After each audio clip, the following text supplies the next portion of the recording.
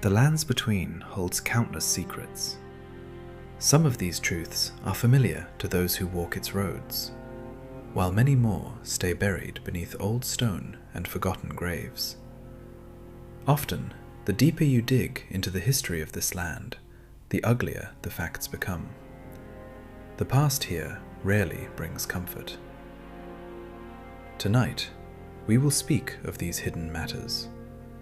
We will look at stories you might already know, as well as truths that have stayed out of sight for a long time.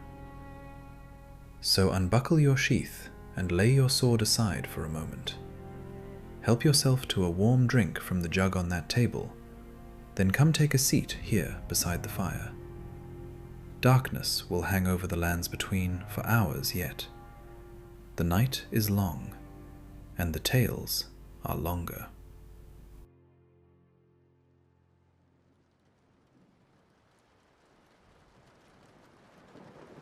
When you first encounter her among the stone ruins of the Church of Ella, she introduces herself as the witch Renna.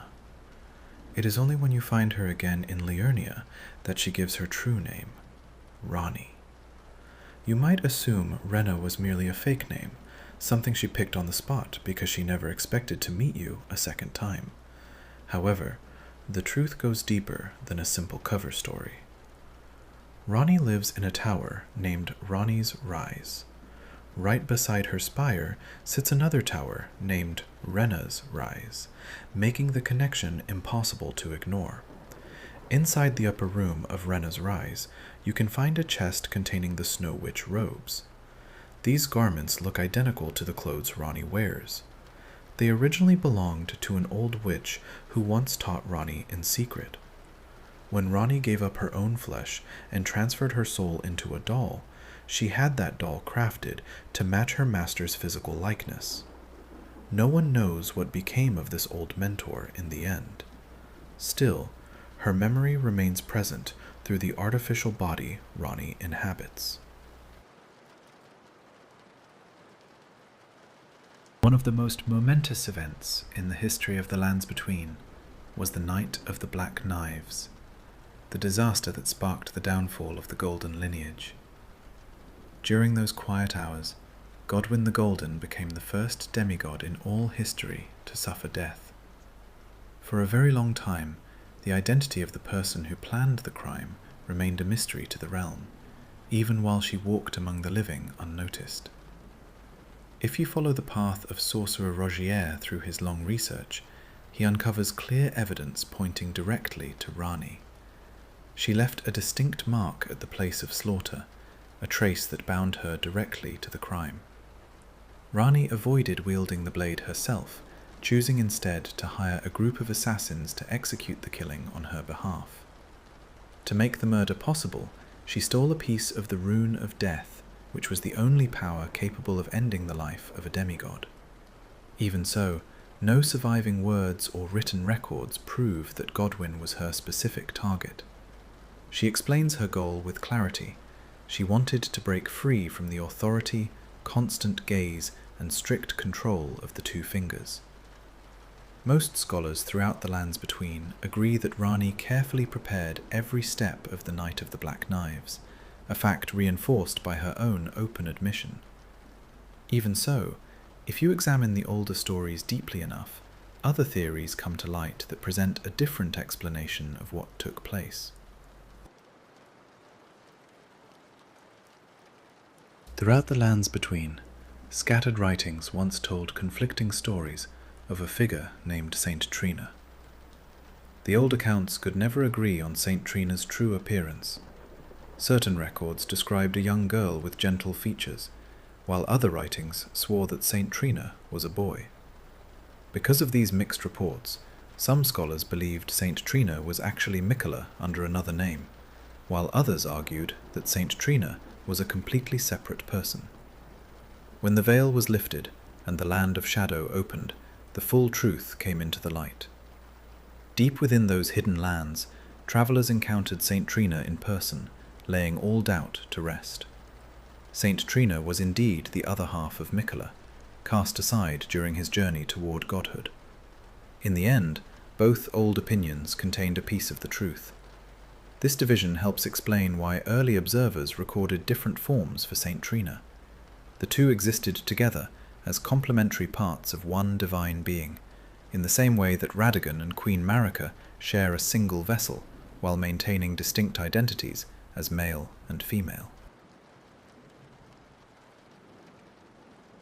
In the royal capital of Leyndell, a monumental statue depicting Lord Radagon holds one of the deepest secrets in the history of the Lands Between. If a scholar performs the spell known as the Law of Regression before this monument, the stone alters to display 3 words: Radagon is Marika. The sculptor who carved the monument apparently uncovered this hidden truth and locked it away, leaving it for those with enough wisdom and mastery of Golden Order magic to reveal. What this statement actually means has been a subject of endless discussion among scholars.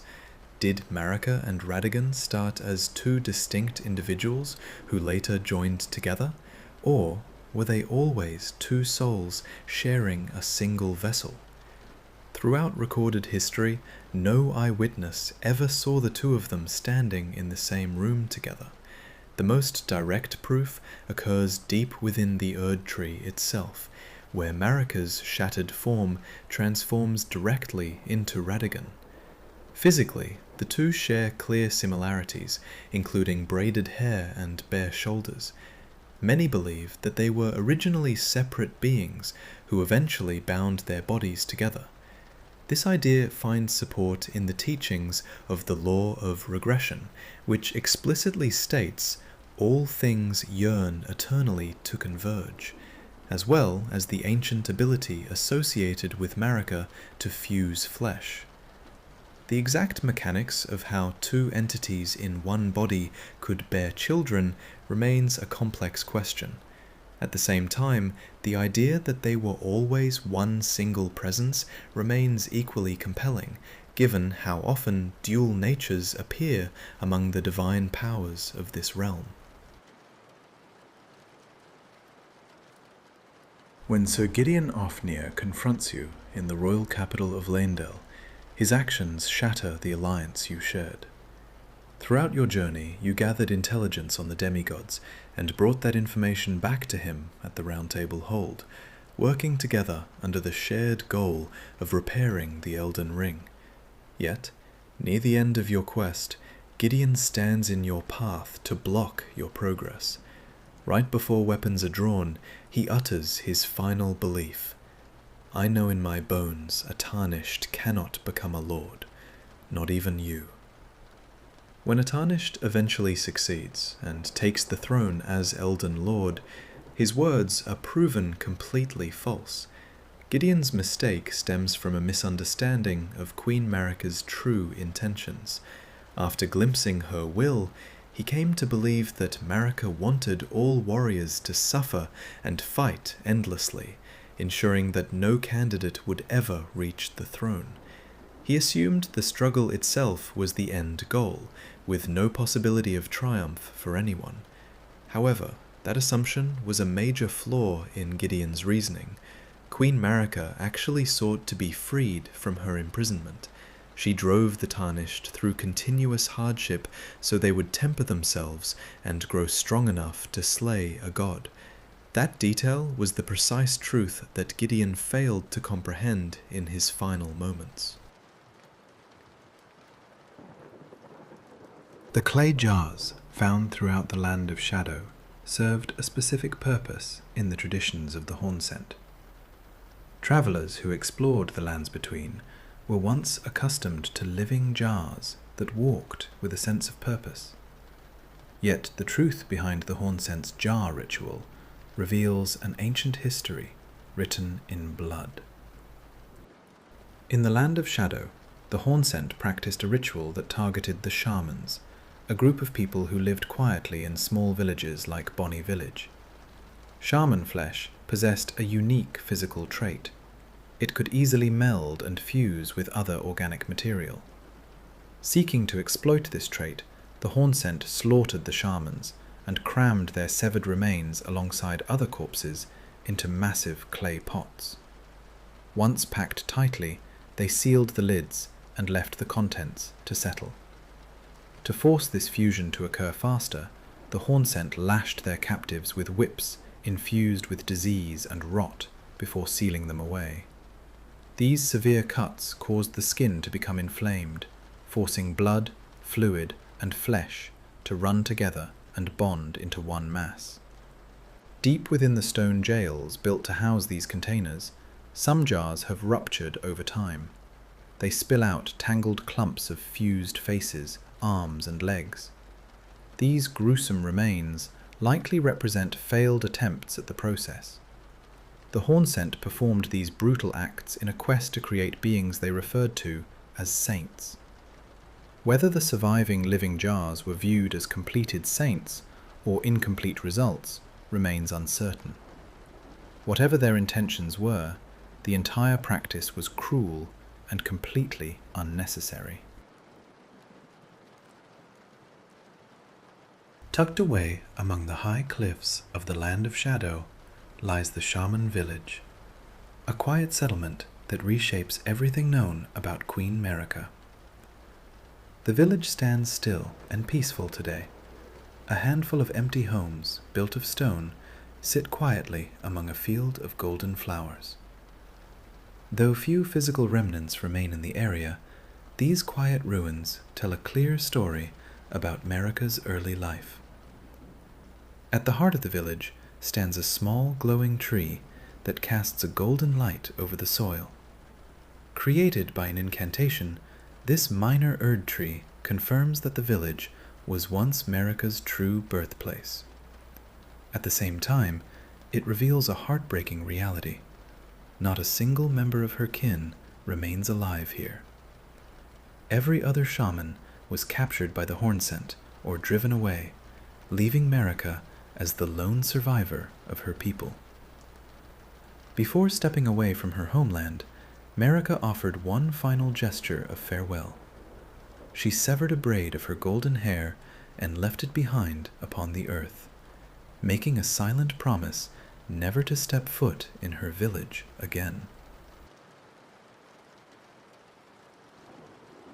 Commander Gaius rides into battle atop a wild boar covered in iron plates.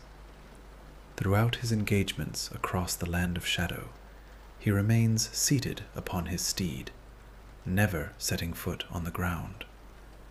This reliance on his mount reflects a defining characteristic of the early Albinaurics, whose legs wither away over time until they lose the ability to stand.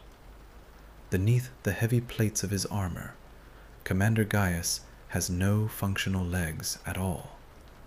In a bitter twist of fortune, the armor set crafted for his rank included full metal greaves, leg armor he could never wear. Historical accounts explicitly confirm that Gaius was a warrior of Albinauric origin. His heritage stands as a proven fact, distinguishing him as one of the most powerful leaders in the army of Messmer the Impaler. During your travels across the lands between, you meet Hyetta, a blind woman wandering the roads to fulfill her duty as a finger maiden.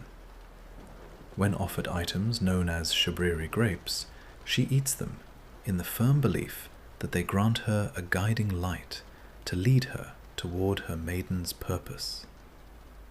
Encouraged by this sensation, she asks you to search for more of these grapes to sustain her journey. However, the truth behind these items is far darker than sweet fruit, for they are yellowed human eyeballs leaking fluid. If Hyetta is brought to realize what she has been consuming, the truth strikes her with total revulsion. She retches in sickness as she comprehends that devotion to her cause led people to gouge out their own eyes and hand them over to her. The name of these objects traces back to Shabriri, a figure remembered as the origin of madness. Shabriri's own eye sockets were emptied out, burning with the heat of the flame of frenzy. Victims who fall to this yellow flame suffer a similar fate, as the fire within their skulls slowly roasts their organs until their eyes melt into soft shapes resembling burst grapes. Ultimately, despite the harmless name assigned to them, these offerings are undeniably human eyes. General Radahn is known throughout the Lands Between for riding a faithful steed into battle despite his massive size. Spoken accounts across the realm never utter the horse's name aloud. However, hidden records and ancient writings explicitly label the loyal creature as Leonard. It is a fitting, strong name for a beast that stood by its master through endless wars. Learning of this name brings warmth to anyone who hears the story, showing the deep bond between the warrior and his mount. Among the ranks of the Cleanrot Knights, Finlay stands out as one of the few whose name and deeds remain recorded in history. At the climax of the Battle of Aeonia in Caelid, Malenia bloomed into a scarlet flower, releasing a wave of rot across the region before sinking into a deep slumber. Finlay came to her master's rescue, carrying the sleeping demigod across the full span of the Lands Between to the sanctuary of Miquella's Erdtree.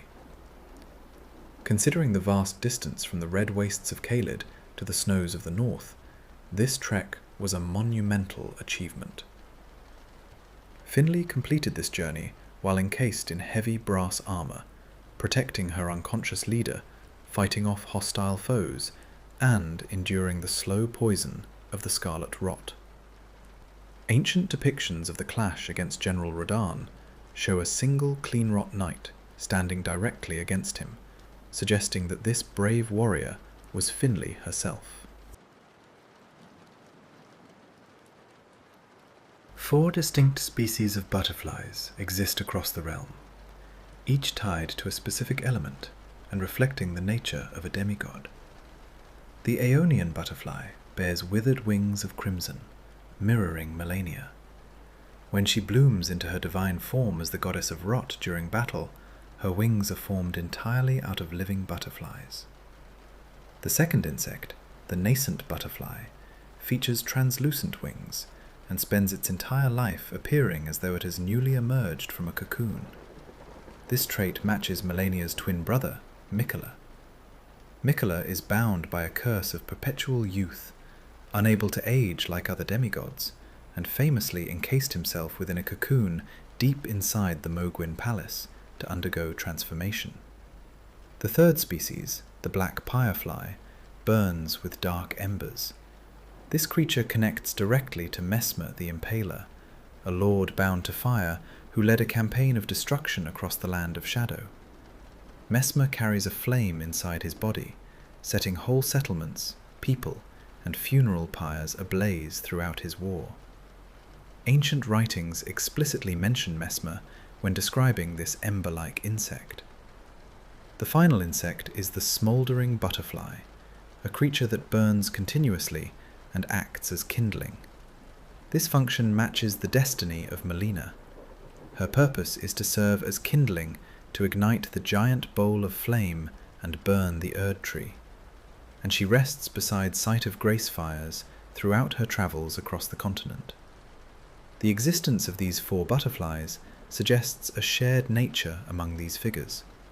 All 4 may be Empyreans. The demigods confirmed to hold Empyrean status include Miquella and Malenia, along with Queen Marika and Princess Ranni. Notably, every Empyrean shares a distinct physical trait regarding their eyes. Miquella, Marika, and Malenia are depicted with both eyes closed, whereas Ranni keeps one eye shut. Both Messmer and Melina also carry a mark or closure over one of their eyes, further supporting their shared divine status as potential successors to godhood. Throughout your journey across the Lands Between, Melina offers guidance to encourage your path toward becoming Elden Lord. She recites Queen Marika's spoken words from memory, and frequently speaks of her mother, who granted her a set purpose at the base of the Erdtree. Travelers have long considered Melina to be one of Marika's daughters, even if her physical traits do not display her divine lineage as obviously as her royal siblings. Deep within the Land of Shadow, ancient accounts reveal Messmer the Impaler, another child abandoned by Queen Marika. Sacred texts describing Messmer mention that he had a younger sister, who also bore a vision of fire within her mind. Looking closely at Marika's other daughters, Malenia is bound directly to the Scarlet Rot, while Princess Ranni is tied to the Dark Moon. Neither of those daughters possesses any affinity for fire.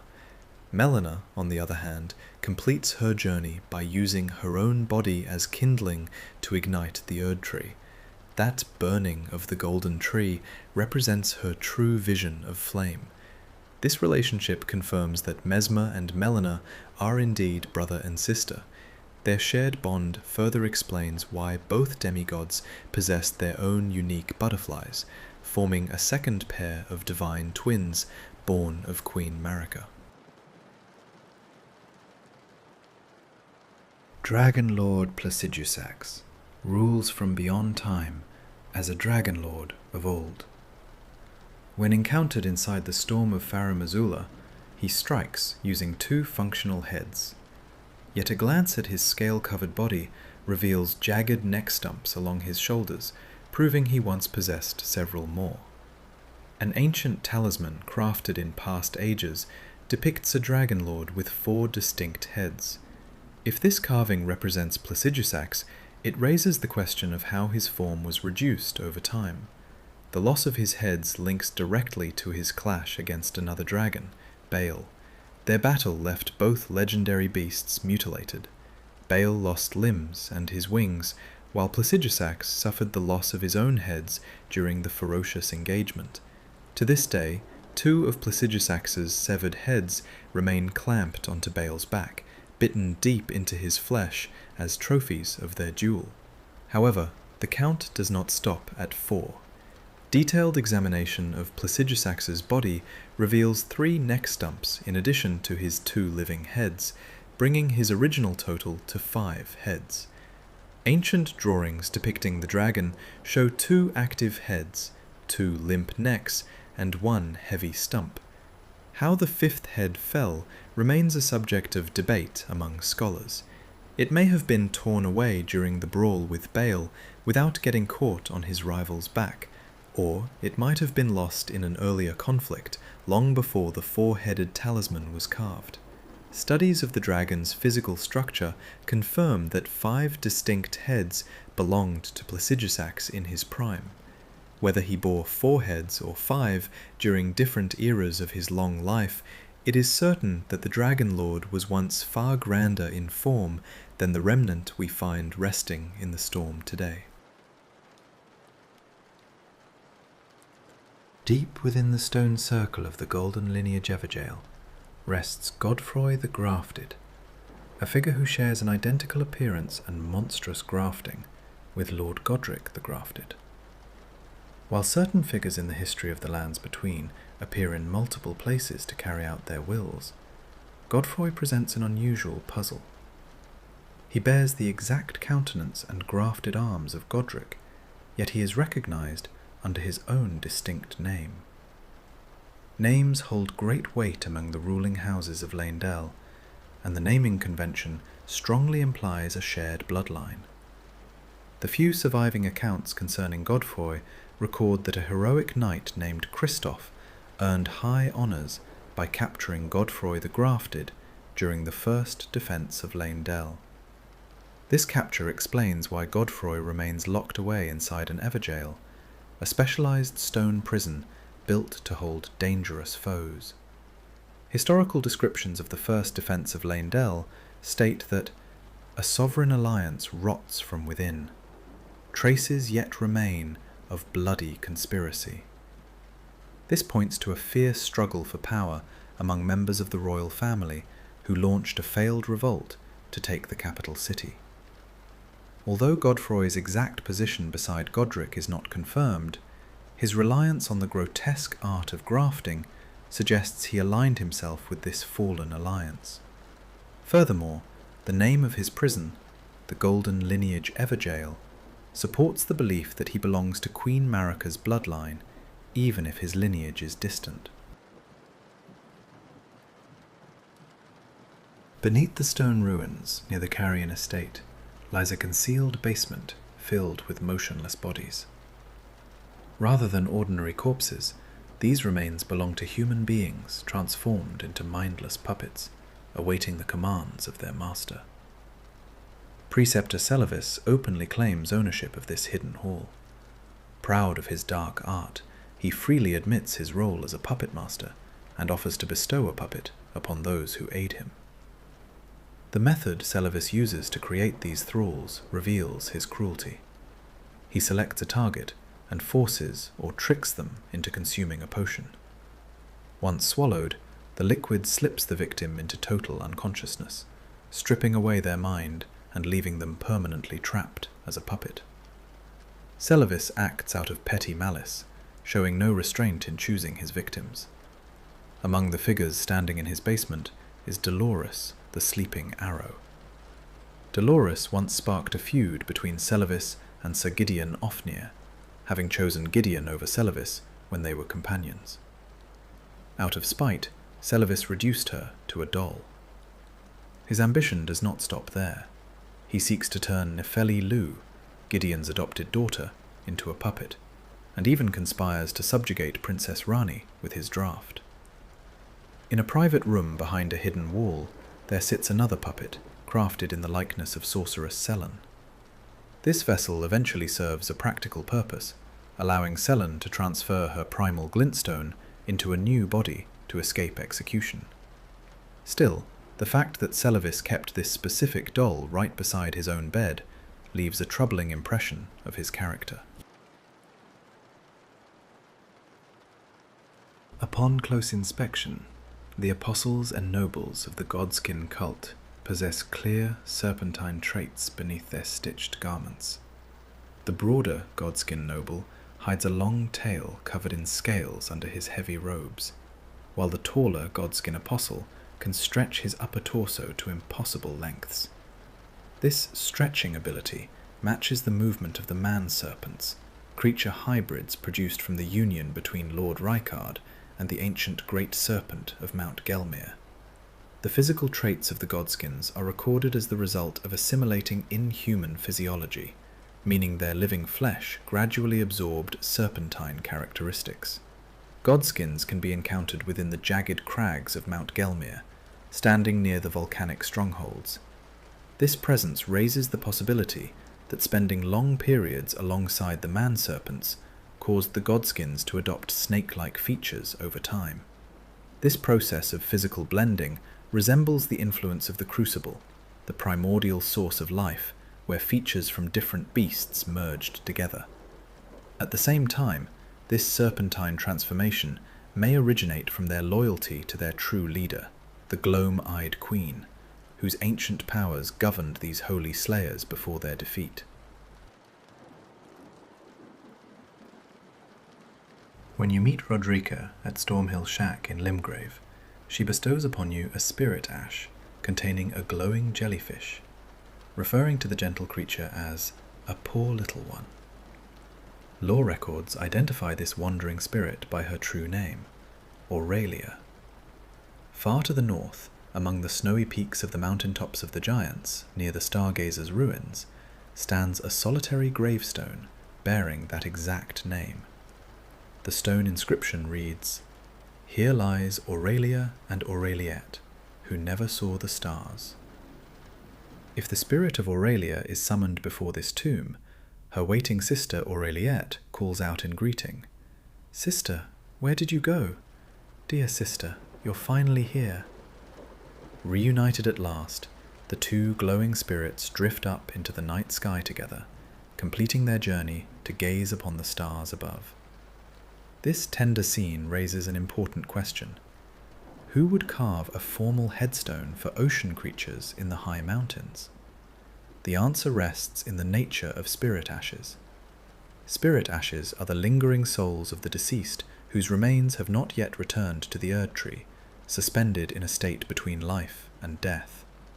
In this wandering condition, a soul can take on a shape that reflects its deepest, unfulfilled wish.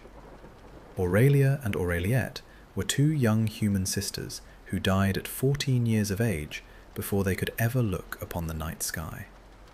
Bound by their shared dream of reaching the stars, their souls manifested as floating moon jellyfish, wandering the cold landscape until the day they could ascend to the heavens together. The gloomy forest, known as the Abyssal Woods, is completely overtaken by madness. The corruption has spread to every living thing, turning the inhabitants, beasts, and plant life insane. Scholars attribute this ruin to Midra, a sage who summoned the flame of frenzy into himself, but lacked the physical strength required to become its true lord. Midra resides inside Midra's manse, a crumbling estate buried deep within the dark woodland behind a hidden passage. Inside the manor, a painted canvas offers a glimpse into the history of these lands. The painting depicts Midra's manse in a past era, bathed in warm sunlight, far removed from the sunless forest of the present day. In the artwork, the estate is surrounded by green grass, healthy plants, and bright flowers blooming across the valley. This historical scene stands in stark opposition to the dark realm of the Abyssal Woods today. The image confirms that the area was once a fertile sanctuary that almost certainly carried a different name before the outbreak of madness transformed the region. The form Princess Ranni presents to travelers consists of an artificial doll animated by her soul. Her true flesh rests far away, abandoned at the peak of the divine tower of Liurnia. This original body remains in a ruined state, clothed in worn robes, while her skin has turned grey and crumbled over time. Despite this decay, tufts of red hair remain visible on the head of the corpse, serving as a clear sign of her bloodline as the daughter of Lord Radagon, whose red hair passed down to his children. Carved into the flesh of her back is the curse mark of death, a brand shaped like a centipede. This identical mark was carved into the back of Prince Godwyn when the assassins struck him down. The mark formed during the Night of the Black Knives, when blades imbued with the stolen rune of death ended life. Because the rune of death was used in her ritual, Ranni's physical flesh suffered total destruction, turning into ash as her soul separated from her body to inhabit the doll. Across quiet cliffs, ruined ruins, and high plateaus throughout the lands between, travelers sometimes hear the solemn sound of Latin sung aloud into the night air. Encountering this music without warning creates a strange moment of pause in a dangerous world. Even without understanding every word of the ancient tongue, the sadness, anger, and grief carried within the voice reach clearly across the wind to anyone who listens. The source of the melody is a chanting winged dame, a creature bearing bat wings upon her lower body alongside a human torso, grey hair, and tarnished jewellery wrapped around thin limbs. This singing is no luring trap set by a predator. The translated lyrics record a song of mourning for a ruined era. Oh, that land formerly blessed, now withered. We had been destined for motherhood, but now have become disfigured. We wailed and wept, but no one comforts us. Golden One, at whom were you so angry? This song describes how the realm fell from prosperity into decay. The title Golden One refers directly to Queen Marika and the disastrous aftermath of the shattering. The age of plenty has long passed. New life has ceased to bloom across the soil, and souls remain unable to die naturally, leaving the populace trapped in an unyielding state of physical stagnation. Opinions differ on the origin of these winged singers. Certain scholars believe the song expresses a personal lament, suggesting that Queen Marika transformed these once human maidens into beastly forms as punishment. Another view holds that Marika placed a curse upon their lineage due to her deep hatred for creatures touched by the Crucible. These winged beings display a mix of physical traits, combining aspects of humans, bats, and birds, while circular patterns on their wings resemble markings found on moths or butterflies. Whether they are remnants of the ancient Crucible or natural inhabitants of the lands between, their song remains an open condemnation of Queen Marika. Whether the Erdtree should be considered a parasite depends heavily on how one interprets the history of the lands between. In the beginning, there was the Crucible, the primordial source where all life originally began. Ancient lore references the Crucible as the earliest form of the Erdtree. The Golden Tree was not present from the dawn of time. It was established at a specific point in history, likely around Queen Marika's victory during the war against the giants. This era marked the birth of the Erdtree as the central symbol of the realm. Queen Marika was the figure responsible for this transformation. Known for her strong prejudice against the wild nature of the Crucible, Marika reshaped that primal force into something new upon achieving her divine standing. Sacred relics depict the two fingers holding a seed of the Erdtree at its origin. As the chosen vessel of the two fingers, Marika likely planted this seed directly into the primordial energy of the Crucible, allowing the Erdtree to draw power from its roots. This connection does not automatically mean the Erdtree operates as a harmful parasite. The Crucible exists as an ancient reserve of life force, and the Erdtree draws upon that power to flourish, much like a giant tree drawing strength from rich soil. The Erdtree does not leach away or destroy the Crucible's essence. Instead, the Golden Tree interacts with the ecosystem of the realm in a complex relationship that goes far beyond simple parasitism. Though the idea of a tree consuming human flesh may sound unsettling, this process is an accepted custom across the lands between, known as Erdtree burial. Deep inside stone catacombs throughout the realm, massive roots of the Erdtree spread through the underground chambers, wrapped around piles of corpses left beneath the soil. Achieving an Erdtree burial is considered a noble honor. Under the laws established by Queen Marika, true death has been removed from the realm. A proper end means having one's soul return to the roots of the Golden Tree, where it remains until called back to life through rebirth. While every soul across the lands between eventually journeys to the Erdtree when life leaves the body, an Erdtree burial offers a special privilege. Entombing a body directly against the underground roots allows the remains to be absorbed rapidly, accelerating the soul's return into the tree. Ultimately, the physical flesh of the dead provides vital nourishment for the Erdtree, acting as rich fertilizer in the deep earth to sustain its golden canopy above. The word Numen appears only sparingly throughout the ancient records of the lands between. Certain old lore Accounts hint that the Numen were originally visitors from another world, a detail that led many scholars to suggest they fell from beyond the stars. This idea gained support from other texts, stating that their ancestors arrived from lands lying outside the borders of the Lands Between.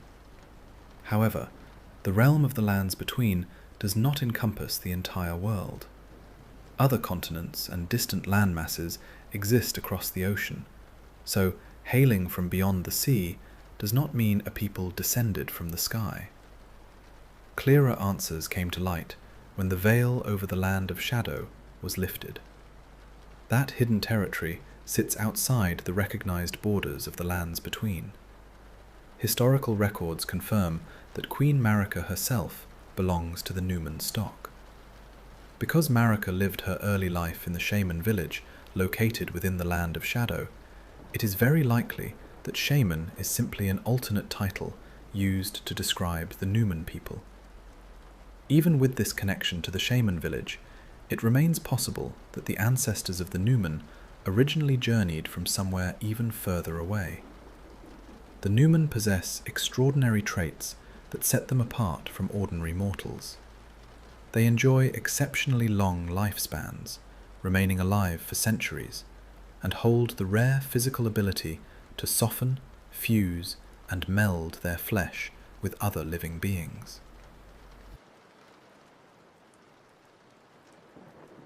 The Gloam-Eyed Queen remains an elusive figure in the lore of the Lands Between.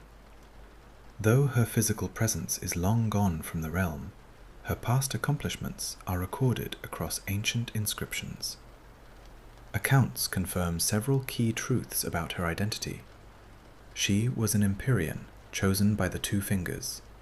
She led the Godskin Apostles, and she wielded the god-slaying Black Flame until Malekith the Black Blade defeated her in a battle for dominance. Whether her spirit perished or endured after that clash remains unknown, leading many scholars to consider if she survived in another form as Melina. This connection stems from the meaning of gloam, a word describing dusk, twilight, and shady shades of purple. Should a warrior yield to the Lord of Frenzied Flame and burn the Erdtree into ash, Melina reveals a hidden detail about herself. In those final moments, she unseals her left eye, displaying a purple eye beneath her brow. This detail connects directly to the nature of Empyreans. As Sir Ansbach observes regarding Lord Miquella, a demigod's eye is no mere morsel of flesh, it's proof of his Empyrean lineage. The deliberate focus on Melina's eye suggests that she too carries the physical mark of an Empyrean.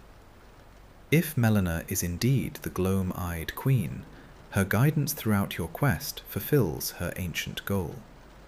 The god-slaying Black Flame once posed a genuine threat to the demigods, leading Queen Marika to instruct Malekith to seal away destined death inside his blade. Melina acts to undo this binding. She leads the Tarnished to crumbling Farum Azula, offering her own body as kindling to ignite the Forge of the Giants, so that Malekith can be confronted and defeated. By slaying Malekith, the Tarnished releases the Rune of Death back across the Lands Between, restoring true mortality to gods and demigods alike. This outcome fulfills the original vision of the Gloam-Eyed Queen, matching Melina's own solemn declaration that the realm stands in need of death indiscriminate. Through her sacrifice and guidance, Melina ensures that no demigod remains immortal. Whether she is the living reincarnation of the Gloam-Eyed Queen or the inheritor of her vision, her quest brings an end to the unyielding order of Queen Marika and returns natural death to the Lands Between. The relationship between the Erdtree and what is called the Great Tree remains a topic of fierce debate among historians of the Lands Between. Following the murder of Prince Godwyn on the Night of the Black Knives, his corpse was laid to rest deep underground. Soon after, deathroot began sprouting across distant lands, spreading through an extensive network of subterranean roots. At first glance, one might assume these were simply the lower roots of the Erdtree stretching beneath the continent. However, sacred records describing root resin present a clear distinction, stating that the roots of the great tree were once linked to those of the Erdtree. This phrasing suggests that a second tree once dominated the realm before or alongside the Erdtree. This view finds further support in the cavernous expanse of the deep-root depths, the sacred burial place of Godwyn, which ancient maps mark as the true source where this vast root network begins.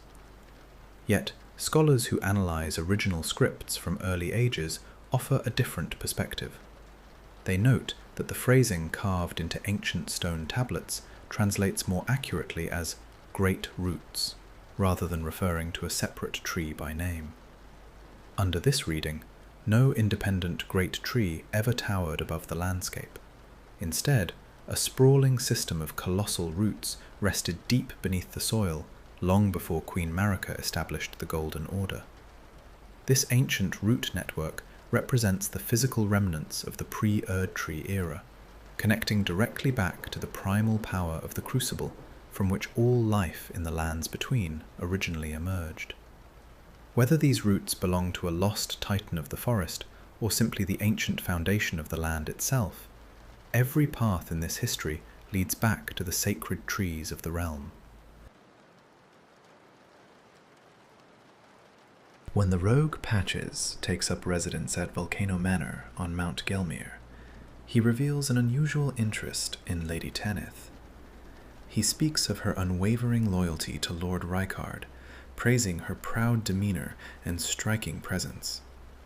Patches admits he has never encountered a woman quite like her, showing that he feels a strong fascination toward the mistress of the manor. Later in the journey, after Lord Rykard falls in battle, Patches can be found collapsed inside the halls of the shaded castle.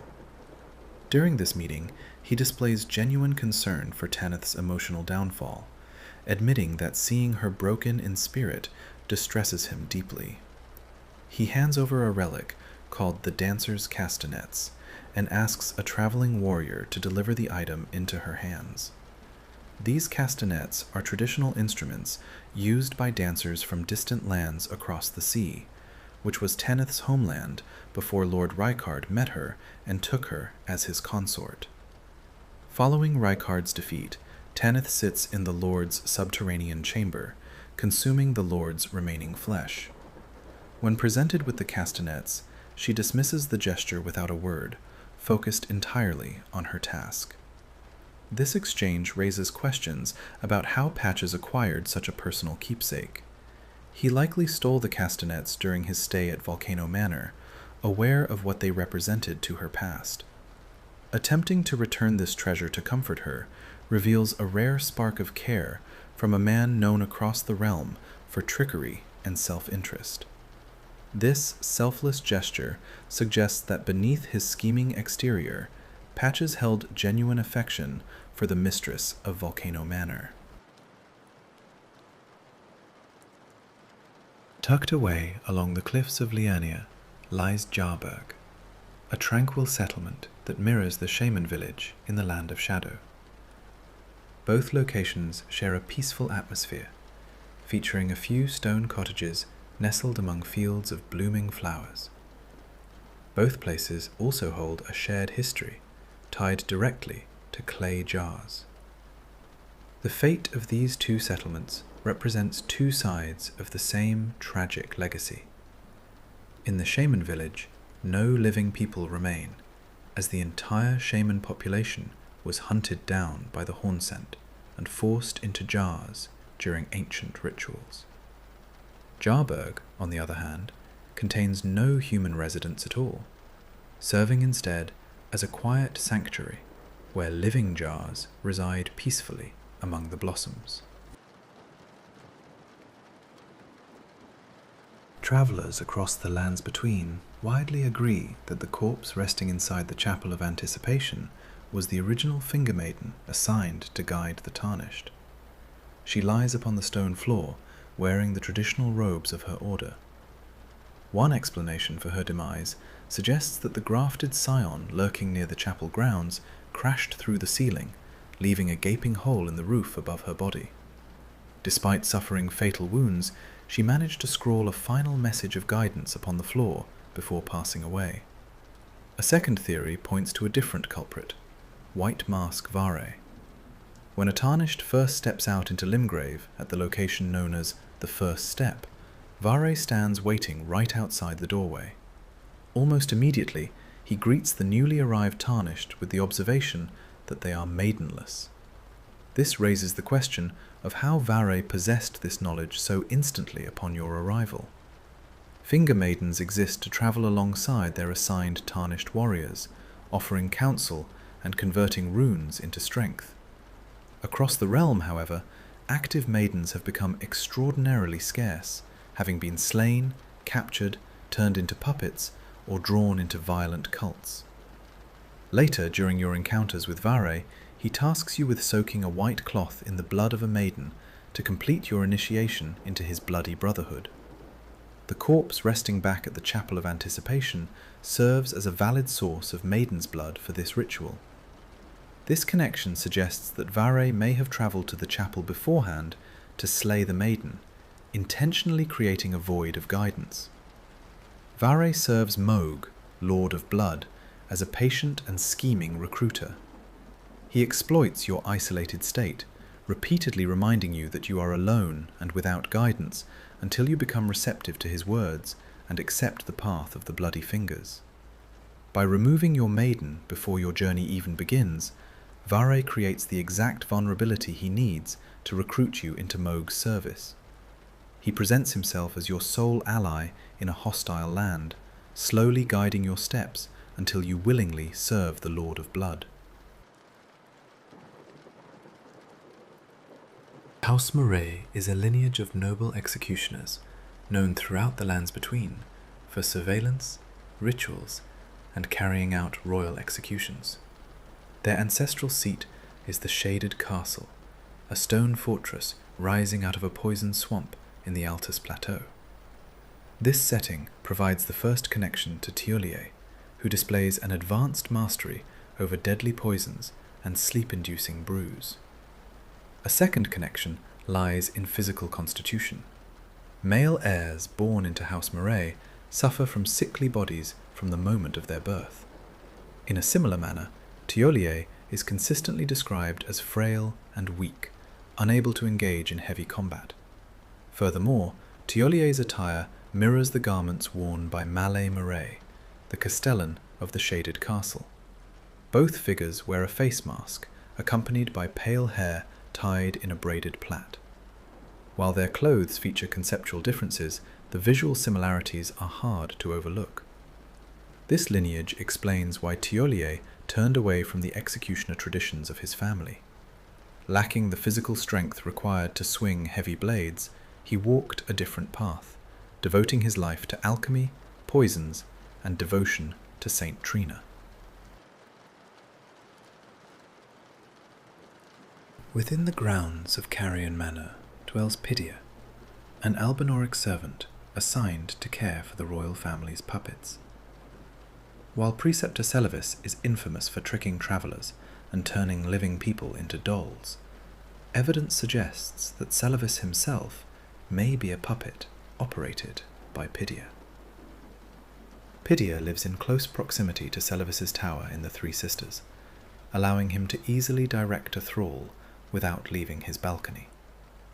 Furthermore, Pidia sells a parchment map guiding travellers to the amber starlight required for Seluvis's plot, and Seluvis pauses strangely when directing others to Pidia's location. When meeting Pidia for the first time, the servant reacts with familiarity, acting as though he already knows your name. Most compelling of all, both Seluvis and Pidia meet their end at nearly the exact same moment. Despite these clues, this theory faces notable contradictions. When you discover Seluvis sitting motionless in his tower, Pidia can still be heard screaming in his chamber above the manor as his puppets turn against him.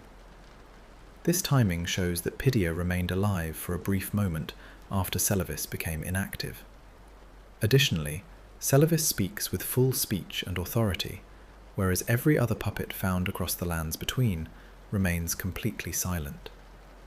Furthermore, if Pidia held complete control over Seluvis, his sudden loss of control over his remaining dolls requires an explanation. It is possible that Princess Ranni uncovered their treachery against her and commanded the puppets to eliminate Pidia. Another explanation suggests that Seluvis and Pidia were simply independent accomplices working together in secret, sharing their dark craft as partners. Whether Seluvis was a puppet or a partner, both men shared in the same web of deceit, meeting a violent end when their schemes unravelled. Deep within the subterranean crypts beneath Stormvale Castle rests a mass of mutated flesh resembling a melting face. This manifestation is not unique to Stormvale. Identical faces can be found in 2 other distant locations across the realm. Scholars identify these growths as offshoots of Godwyn the Golden. Following his murder on the Night of the Black Knives, Prince Godwyn received an honorable burial beneath the royal capital of Leyndell, entombed directly beside the roots of the Erdtree in the Deep-Root depths.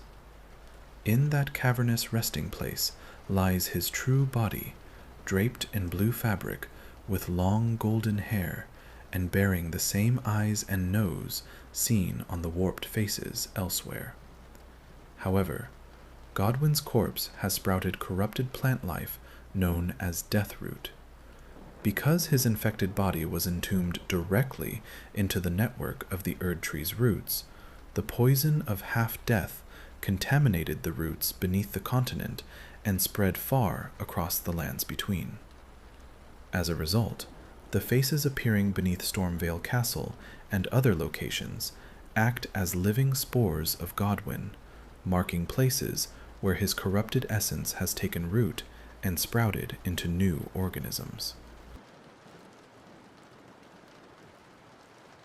The relative strength of the demigods during the Shattering remains a topic of continuous debate among scholars and warriors across the lands between. A primary catalyst for this discussion is an ancient mural recording the chaotic war. In this artwork, Morgott the Omen King is depicted hunched over his weapon, driving his cane sword into the chest of a grounded General Radahn. Radahn remains conscious in the illustration, clenching his gauntleted hands around the blade to prevent the weapon from penetrating his vitals. This artwork captures a key moment from the bloody assaults on the royal capital of Leyndell.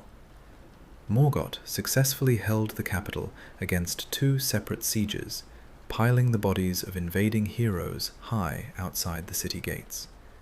Because Morgott maintained his standing as the faithful defender of Leyndell, while Radahn and his Redmane army retreated east toward Caelid, historical evidence suggests that Radahn suffered a clear setback at the hands of the Omen King. Certain observers question if the warrior in the mural is truly Radahn, pointing out minor differences in his stature and armor ornaments compared to his later appearance in Caelid. However, the flame-red hair, golden helmet, and distinctive gauntlets clearly identify the Redmane general in his earlier years.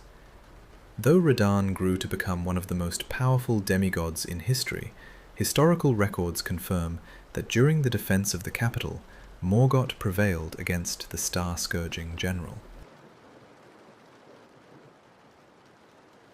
Within Hornsent society, the divine beasts hold a sacred standing as celestial messengers of the heavens.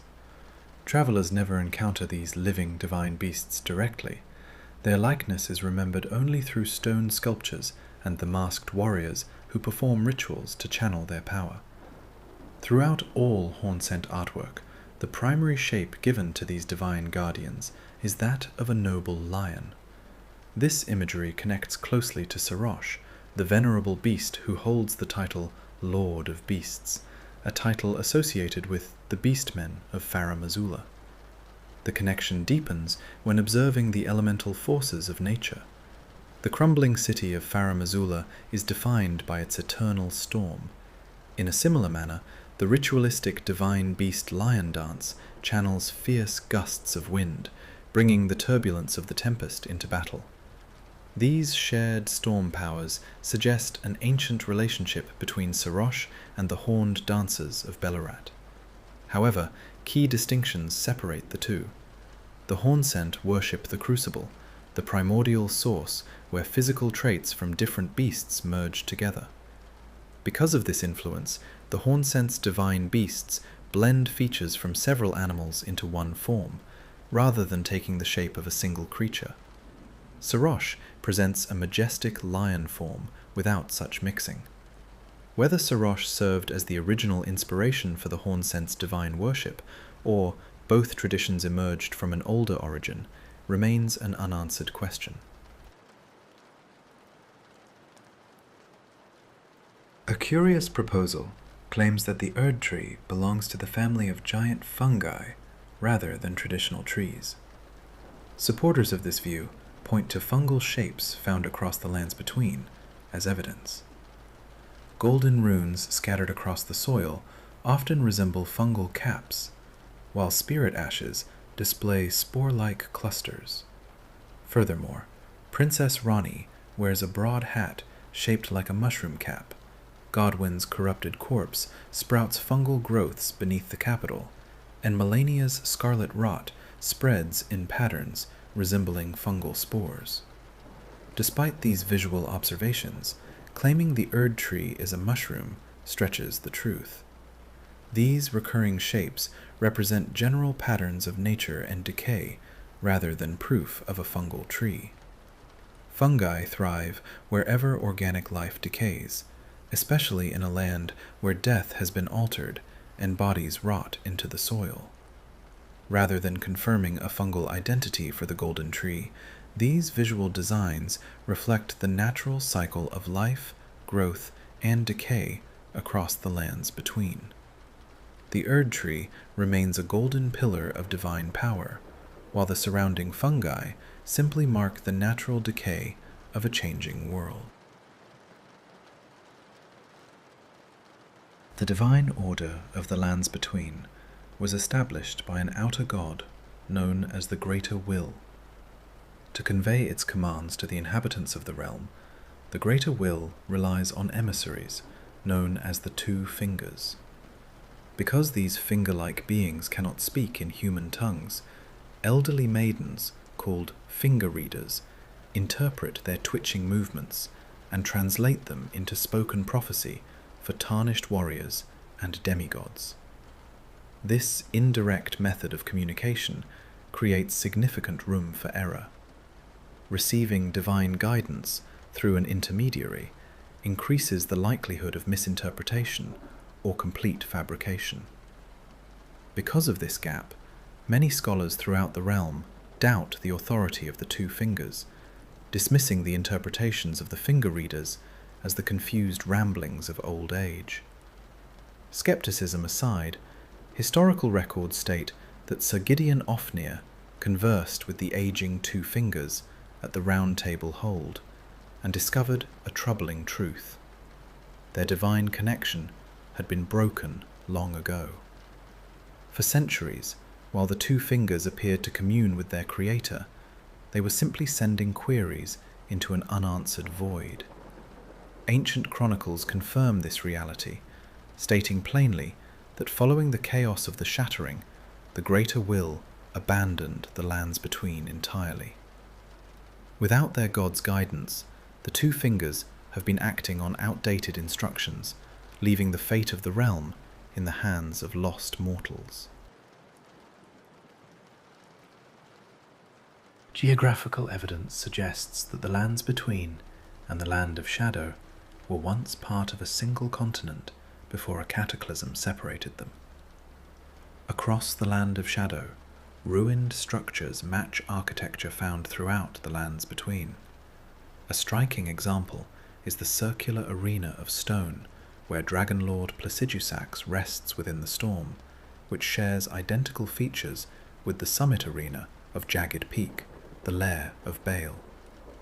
Aligning the geography of both realms places Jagged Peak directly adjacent to the Bestial Sanctum in northern Caelid.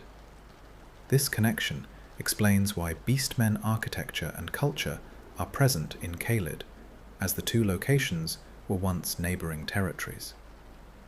This alignment also sheds light on the origins of crumbling Farum Azula. Though the ancient city currently floats in the sky, historical evidence indicates it was once anchored to the earth. The massive crater at the peak of Jagged Peak fits the dimensions of the city, suggesting Farum Azula rested within that crater before being lifted into the heavens. Another explanation for the crater suggests it was formed when Bale crash-landed into the mountain peak, suffering severe injuries after fleeing his duel against Placidusax. Regardless of the crater's precise origin, the connection between Jagged Peak and Farum Azula points to a shared dragon history. The Nox were banished into the subterranean Eternal Cities, following a major act of treason against the Greater Will. The central evidence of their high treason was the Fingerslayer Blade, a weapon born of corpse flesh, capable of harming the Greater Will and its divine vassals.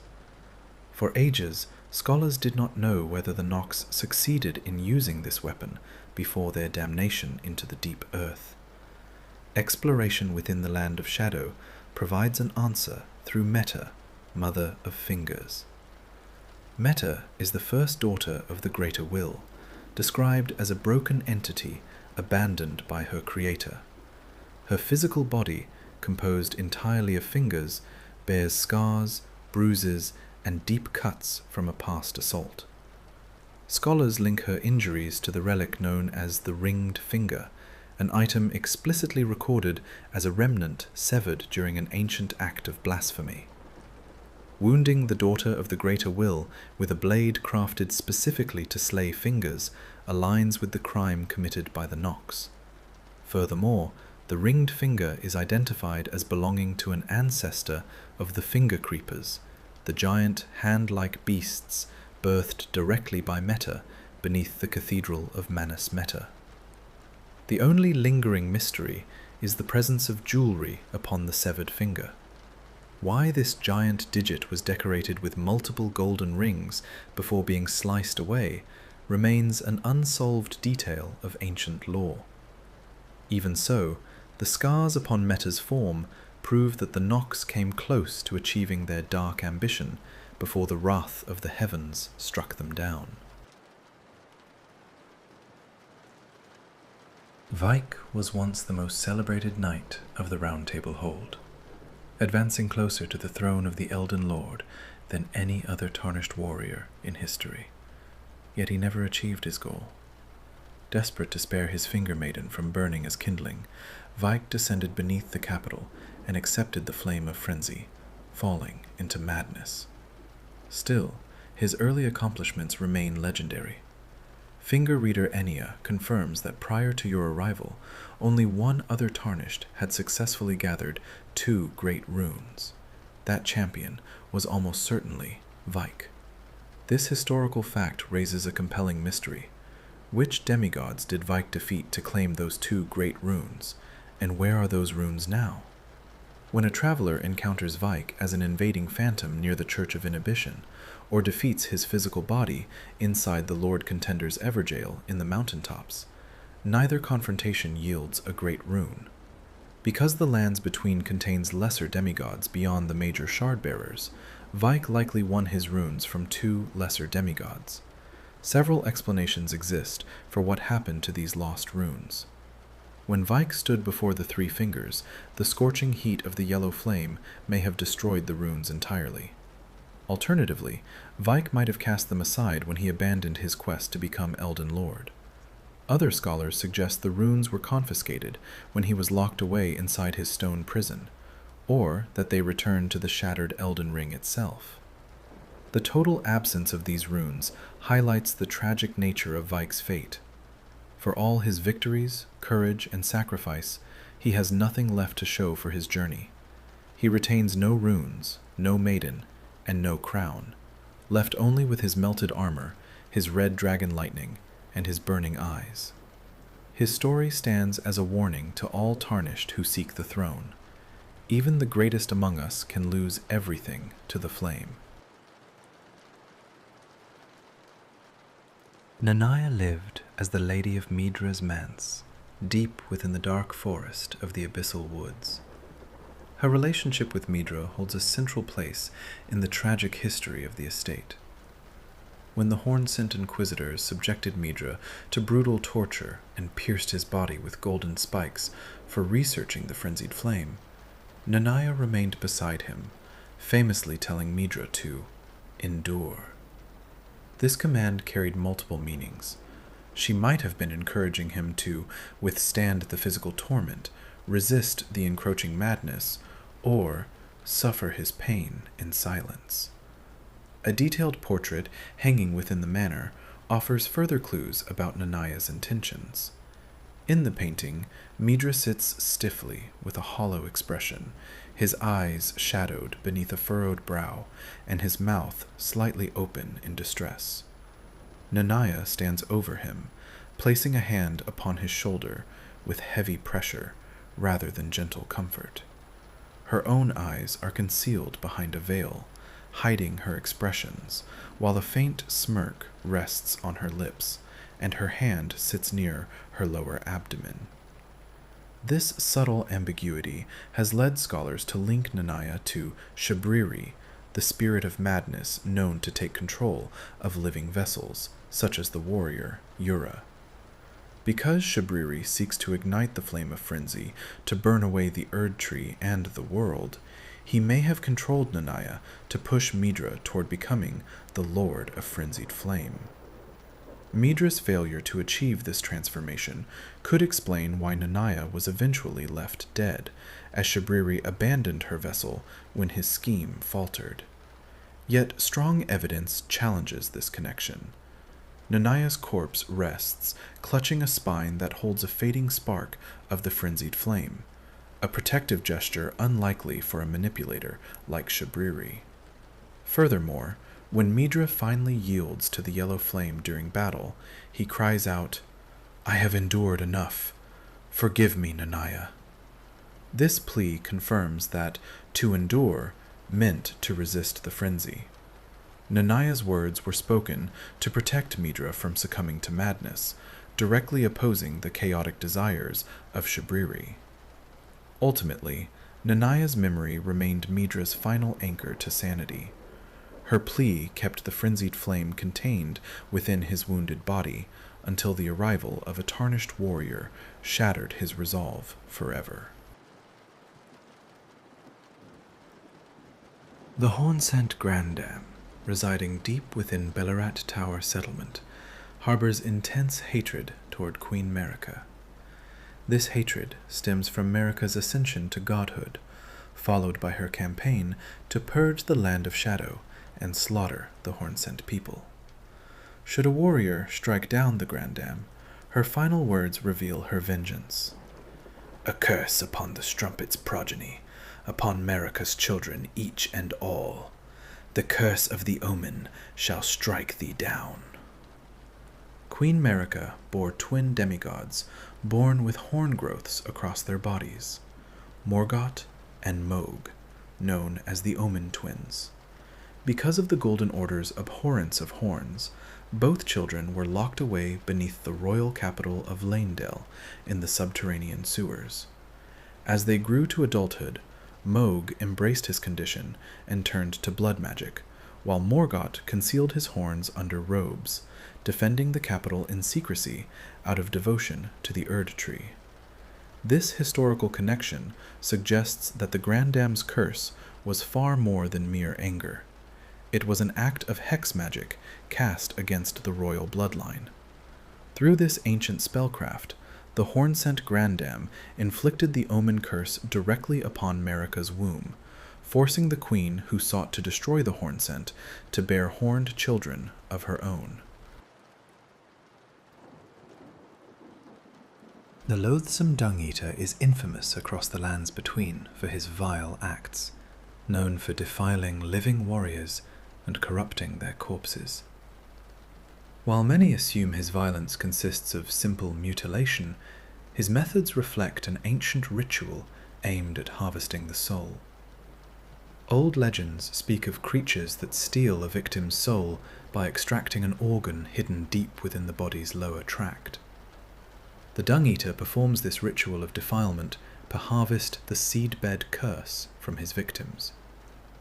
His atrocious practice inflicts a permanent affliction upon the victim's soul, guaranteeing that their children, and every generation that follows, will be born cursed and suffer without end. This corruption prevents the soul from returning to the Erdtree upon death. The true horror of his actions is confirmed by Roderika, the spirit tuner at the Round Table Hold. When the Dung-Eater appears in her vicinity, Roderika hears a chorus of tormented spirits wailing in agony around him, testifying to the countless souls he has terrorized and bound to his curse.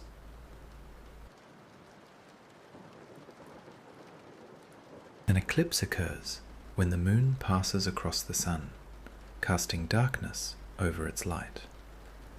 In the northern reaches of the mountaintops of the giants, pilgrims gathered at Castle Sol believed that a solar eclipse held the power to return a soul to soulless bones, hoping to revive Godwyn the Golden.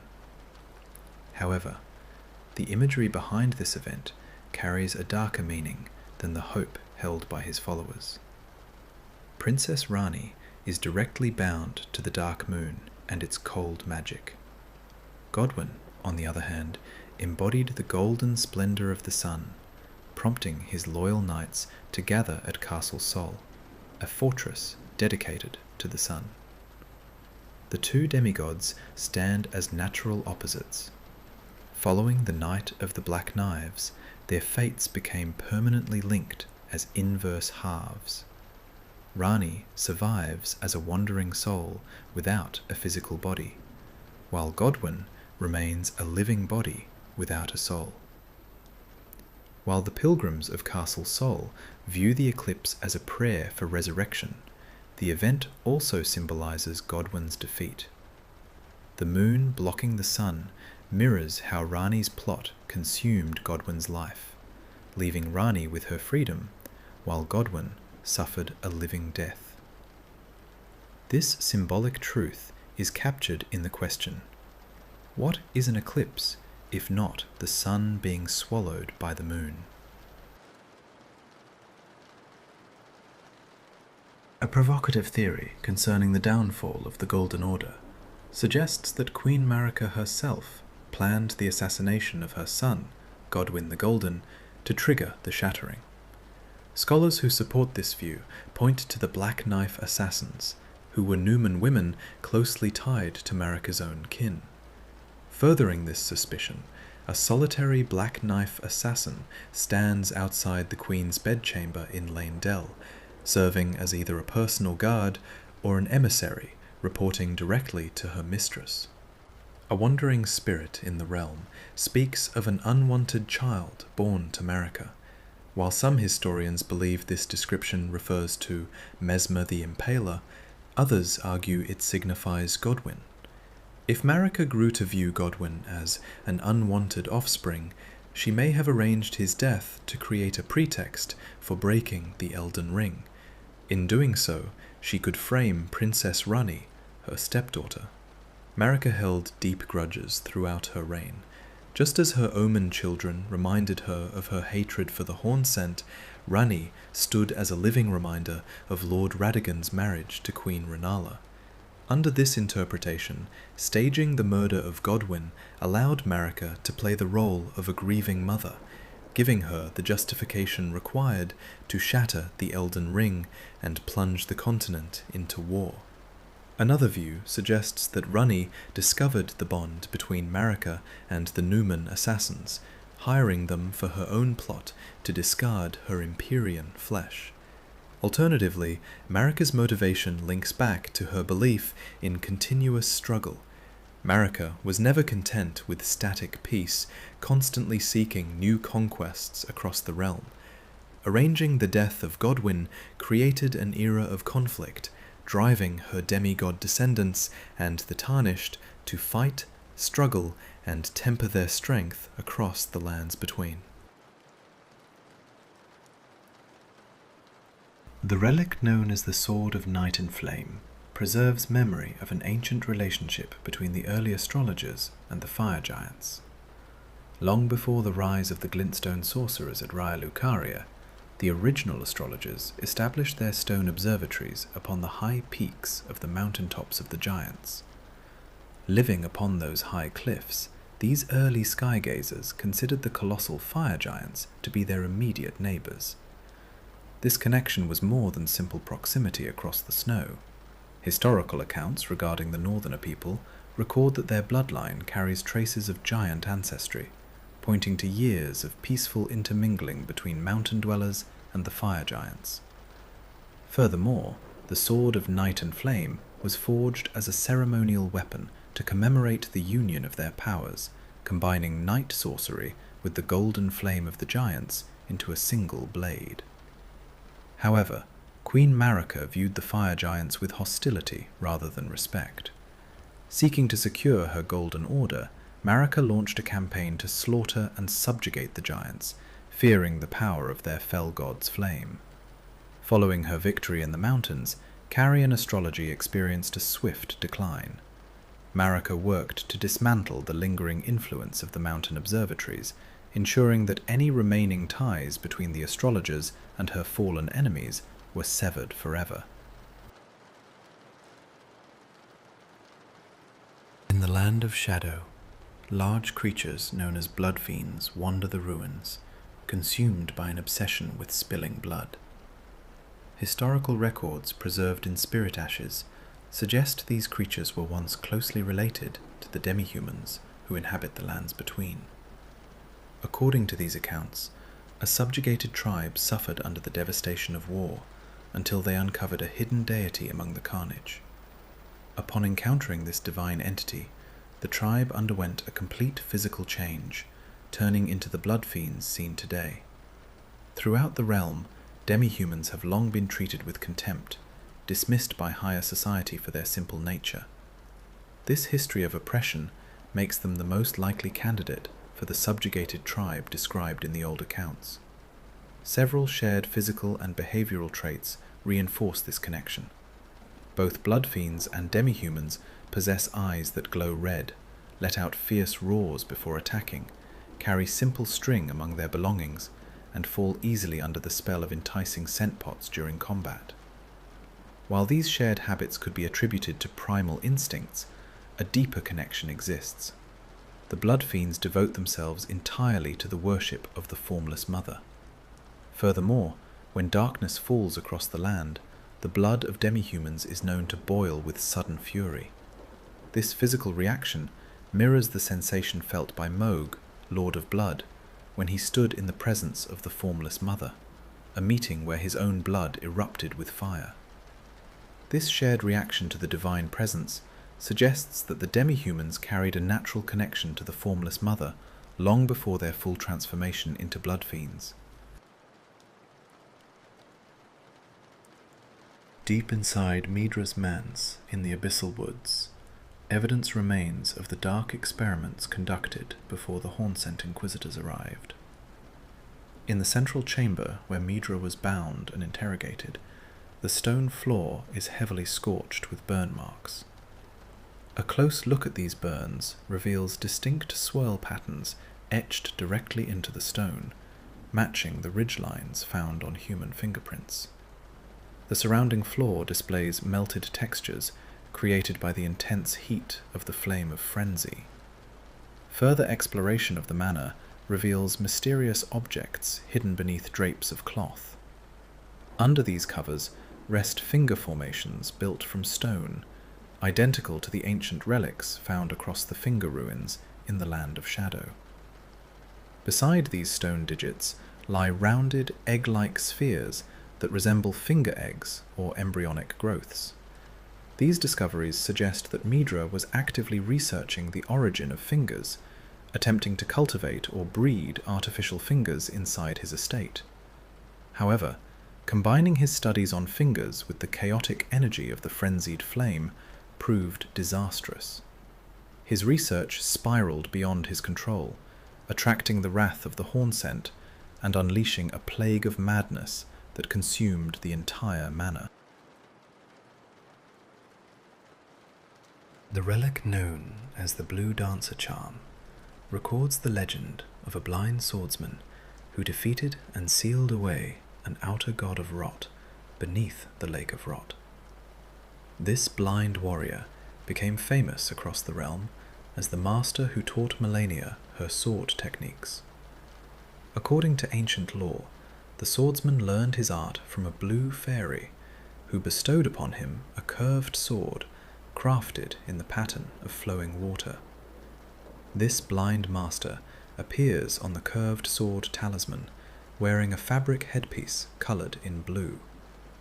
Lore surrounding his technique states that his blade moved like fluid water, adhering to the principle that stagnation leads to decay.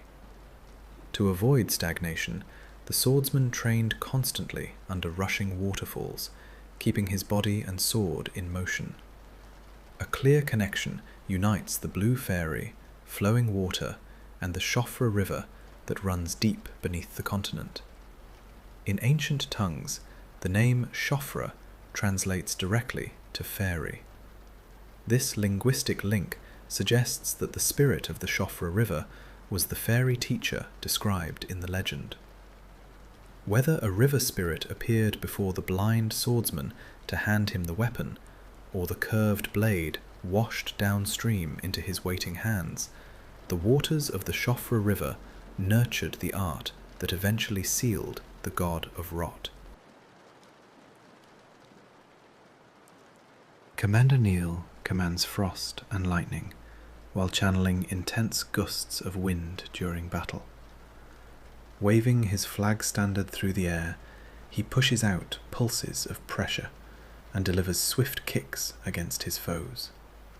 This wind-borne movement stems from his prosthetic leg.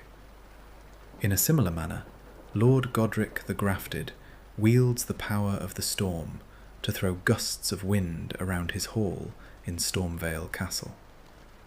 Historical records regarding Commander Neil mention that he offered a leg as a ransom exchange to secure the freedom of his captured knights. At first glance, one might assume that Godric would seek only living flesh for grafting, or that Neil surrendered a mechanical leg built for war. However, an inspection of Godric's physical form reveals no mechanical peg leg among his many grafted limbs. This absence suggests that Commander Neil surrendered his original living leg as a bargaining offer, allowing Godric to graft the limb onto his own body and absorb its storm-controlling abilities. The Gloam-Eyed Queen led the Godskin cult, whose members displayed distinct serpentine traits beneath their robes. Historical lore suggests that the Godskins were her own children. This connection finds support in the records of the Godskin swaddling cloth, which describes how the Gloam-Eyed Queen cradled newborn apostles and offered them her embrace, evoking a protective, motherly presence over her followers. The exact manner in which she brought these children into the world remains a mystery. Nevertheless, her decision to raise a lineage of god-slaying warriors stood as an act of defiance against Queen Marika and the Golden Order. Furthermore, ancient inscriptions across the realm state that snakes are considered traitors to the Erdtree. The deeds of the Gloam-Eyed Queen, slaying demigods and stitching their golden skin into garments for her followers, represent high treason against the Erdtree. Scholars also draw a parallel between the godskin ritual of flaying skin and the natural process of a snake shedding its skin, linking the queen and her followers directly to reptilian nature. A compelling theory offers a clear motivation for Princess Ranni targeting Prince Godwyn on the night of the Black Knives, a political marriage planned between the two royal houses. When Lord Radagon abandoned Queen Renala to become consort to Queen Marika, his children were elevated to the standing of demigods. However, Ranni rejected her designated role as an Empyrean and heir to the Golden Order. Her refusal to accept a forced union aligns with her stubborn desire for independence. Further evidence of her reluctance toward marriage rests within the Grand Library of Raya Lucaria. The Dark Moon Ring, the token required to become her Lord Consort, was locked away inside a chest guarded by Queen Renala. The ring bears a stern inscription warning suitors not to take the band, declaring her intention to walk her path alone. To break free from this arrangement, Ranni plotted the murder of Godwyn, selecting her intended groom as the victim whose body would die while her soul escaped. While no official record confirms this arranged courtship, this motive highlights the contrast seen during the dawn of the Age of the Stars. When a tarnished champion completes her quest, Ranni willingly accepts them as her consort. This union is built upon mutual trust and freedom, chosen freely by both individuals rather than enforced by divine decree. Across the lands between, tarnished warriors and ordinary mortals stand considerably smaller in height than the mighty champions, knights, and demigods they encounter. Throughout the history of the realm, physical stature serves as an indicator of strength and divine favor, with taller beings reflecting greater power. This difference in size suggests that as ages passed, the human race gradually diminished in stature. Modern mortals are descendants of grander ancestors who once walked the land. Ancient inscriptions reinforce this decline, stating plainly that man has grown feeble in comparison to his forebears.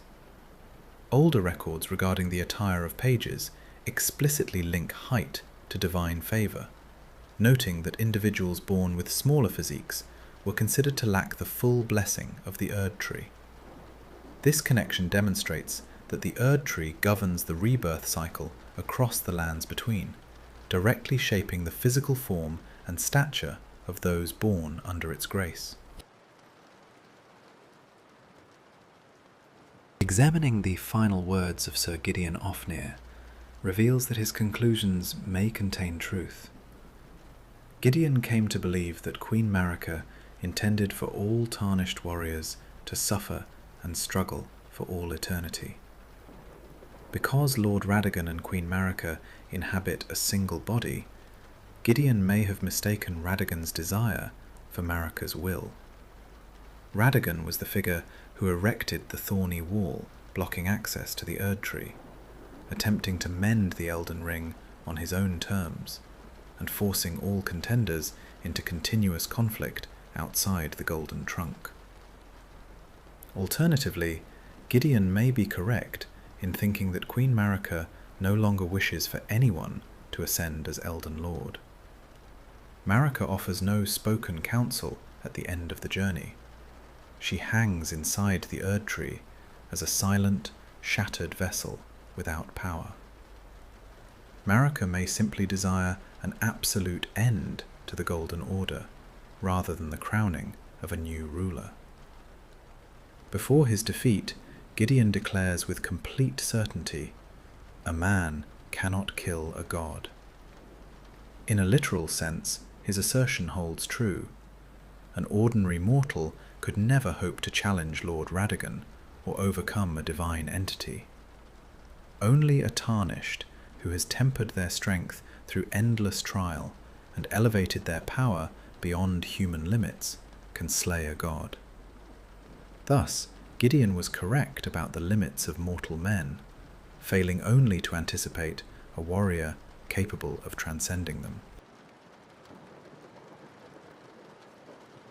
The early history of Lord Radagon, before his rise as a general of the Golden Order, remains shrouded in mystery. He emerged suddenly onto the stage of history as a red-haired champion, prompting scholars to question his origins. A compelling theory connects Radagon to the Misbegotten, due to the red hair shared by Radagon, the Misbegotten, and the Fire Giants. In the lands between, red hair carries distinct significance, leading scholars to debate whether Radagon created the Misbegotten or descended from their lineage. This theory finds support in the records of the brickhammer, a heavy weapon crafted from a stone brick. Historical inscriptions state that this weapon was wielded by a labourer who led an uprising and eventually earned renown as a champion. The weapon notes that wielding such stone requires the immense strength of a giant. Because Radagon is consistently celebrated across historical accounts as a champion, this description points toward his early life. This labour rebellion further connects to the ancient colosseums scattered across the realm. Ritual combat was held within these colosseums to honour the Erdtree, providing a venue where a fierce warrior could fight to earn the title of champion. When Radagon ascended to become king consort, he officially abolished the tradition of ritual combat in the colosseums. If Radagon was indeed the rebel labourer who fought his way out of servitude through the Colosseum sands, his decision to ban ritual combat makes sense. Having proven his strength and attained divine standing beside Queen Marika, King Radagon outlawed the brutal fights to end the spectacle that once bound his kind. Across the lands between, outer gods established their presence through moments of extreme suffering. Each divine entity manifests through a specific form of physical or mental affliction. The goddess of rot manifests through festering decay. The flame of frenzy takes hold through sudden madness. The formless mother responds to the spilling of blood, and the fell god reveals himself through bodily warping and fire.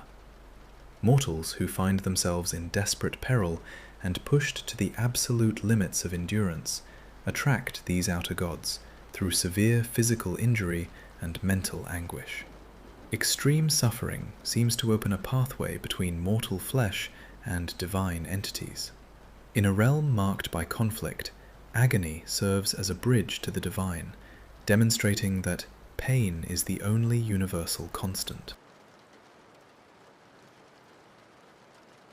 The northern region, known as the mountaintops of the giants, stands as a frozen expanse buried under heavy snow. In the earlier stages of the realm, these high peaks were the domain of the ice dragons and the knights of Zamor, who harnessed the power of frost. Their presence reflected the frozen nature of the mountains, keeping the valleys entombed in ice. The climate shifted when the fire giants established their kingdom across the high plateaus.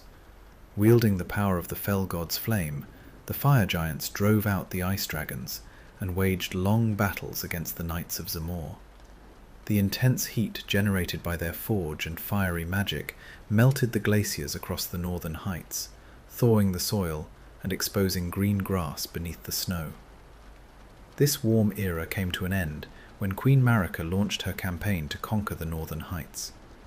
Marika slaughtered nearly the entire population of the fire giants, suppressing the power of their forge. As the heat of the fell god faded, the cold returned to the peaks, burying the green fields under snow once more. To those who dwell in the lands between, scarlet rot appears as a destructive plague. It devours living flesh, drives victims into madness, turns companions against each other, and forces sufferers into cannibalism. Yet, beneath this devastation, scarlet rot displays signs of growth. It produces scarlet blooms, fresh buds, fungal stalks, and vibrant flowers across contaminated soil like the wastes of Caelid.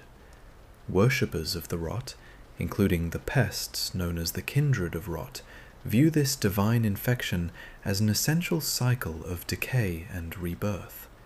While the arrival of scarlet rot destroys existing ecosystems and wipes out established life forms in the short term, its long-term presence lays the groundwork for new, transformed organisms to emerge from the ashes of the old world. At first glance, Mohg, Lord of Blood, and the Knight Vike seem to share few connections. However, when a traveller descends through the subterranean tunnels beneath the royal capital of Leyndell toward the Three Fingers, the path leads through the subterranean shunning grounds. Guarding the sealed passage into the Frenzied Flame Cathedral stands an illusion of Mohg, who was imprisoned in those dark sewers during his youth due to his omen horns. Vike walked this identical path when he descended to meet the Three Fingers, meaning he would have encountered Mohg or his phantom along his journey. Given Vike's fame as a knight of the Round Table Hold, Mohg may have attempted to persuade the champion to join his Mohgwyn dynasty. Alternatively, this meeting raises the possibility that Mohg was one of the demigods defeated by Vike to claim a great rune.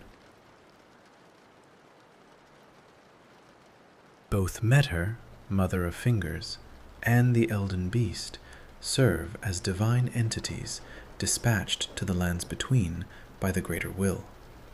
Metter arrived first, as the daughter of the Greater Will, tasked with birthing finger creepers and receiving messages from the heavens.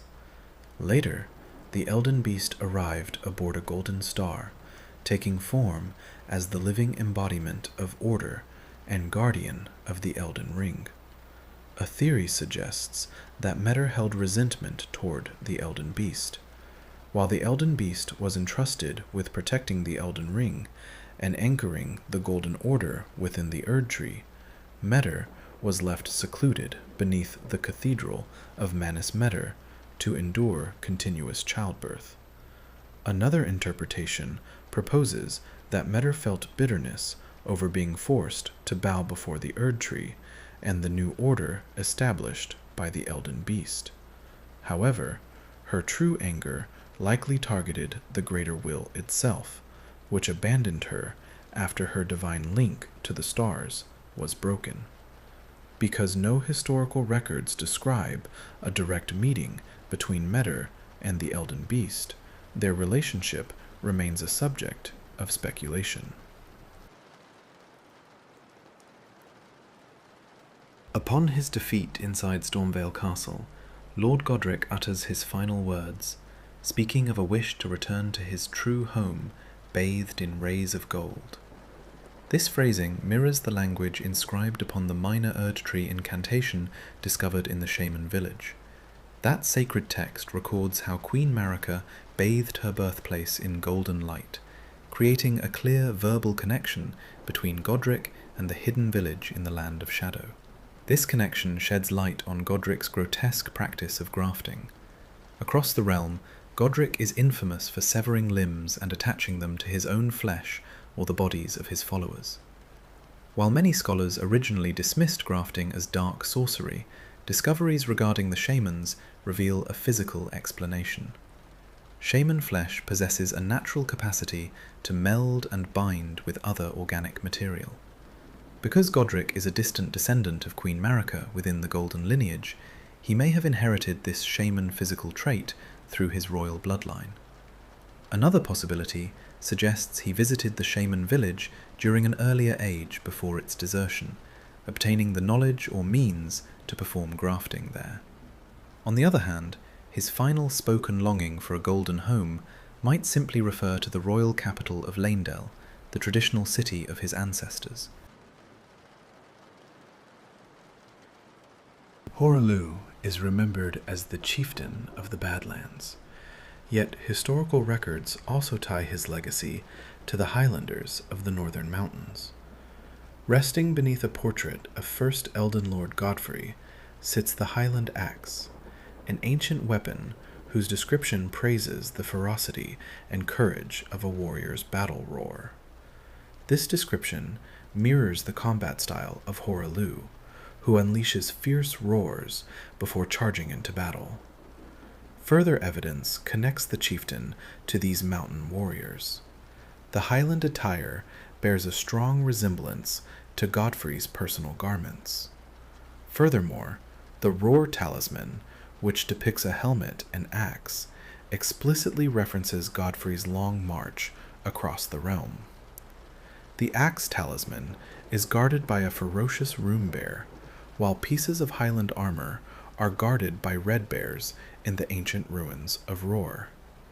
These bears roar and slam the earth in the exact manner that Hoaraloo strikes during combat.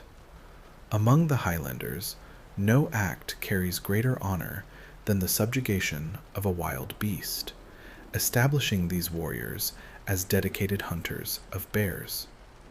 This tradition suggests that Godfrey may have hunted great bears during his early life in the mountains. However, a specific detail disproves this claim. Traditions among the Highlanders state that red fabrics were reserved exclusively for warriors who successfully hunted bears. Lord Godfrey wears blue fabric across his shoulders, revealing that he never earned that specific honor. This detail ultimately disproves the idea that Godfrey was a bear hunter.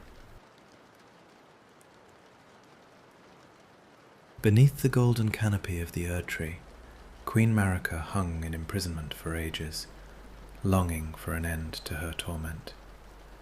Because the Elden Ring was housed directly within her physical vessel, Marika raised her hammer during the shattering and struck her own body to break the divine ring. She sought to destroy the golden order that bound her, yet the act left her shattered rather than deceased.